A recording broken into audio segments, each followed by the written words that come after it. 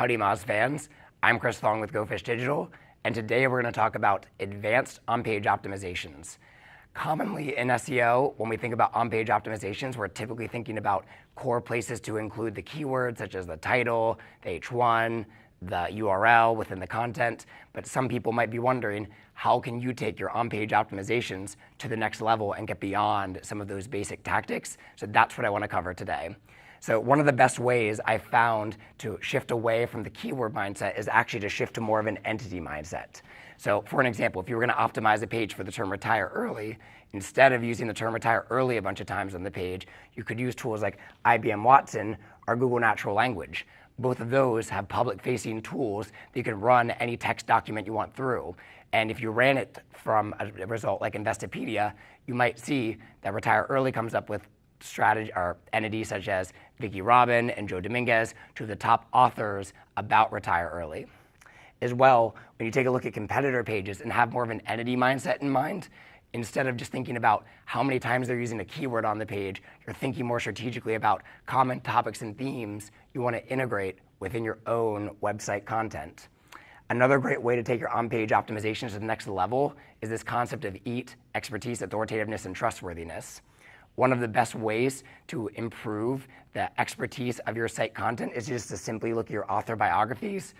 A lot of sites still get this wrong.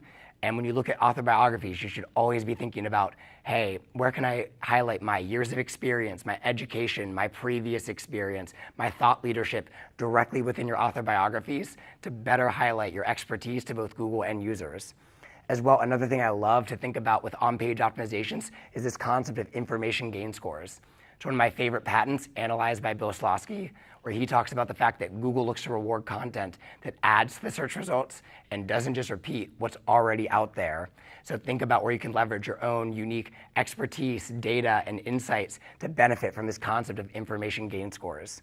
Another great way to improve the EAT of your site's content is to actually cite sources.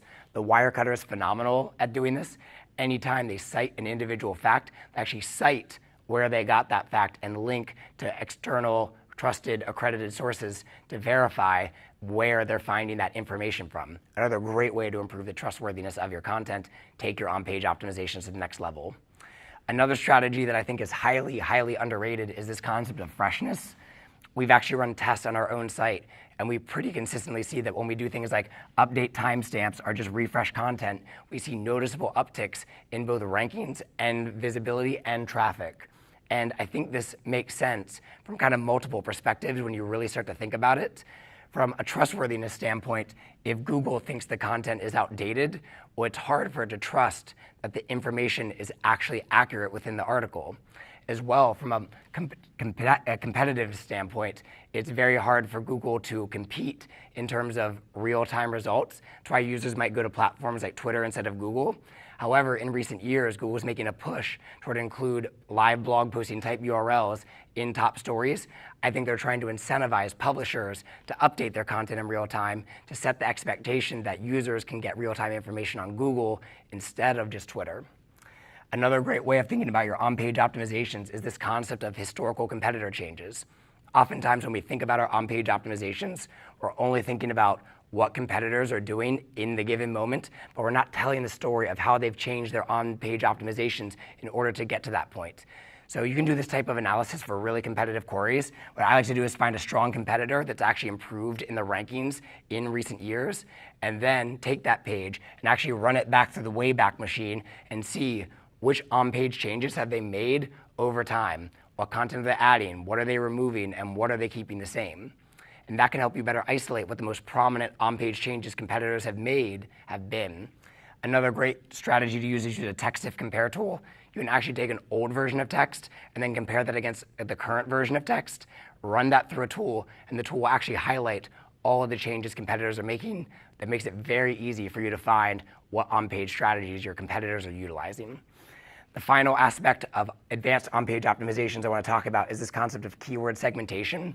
We segment our traffic data in Google Analytics all the time, but we don't segment our keyword data in the same way. So using tools like Stat, we can actually create keyword segments anytime we do some type of on-page optimization.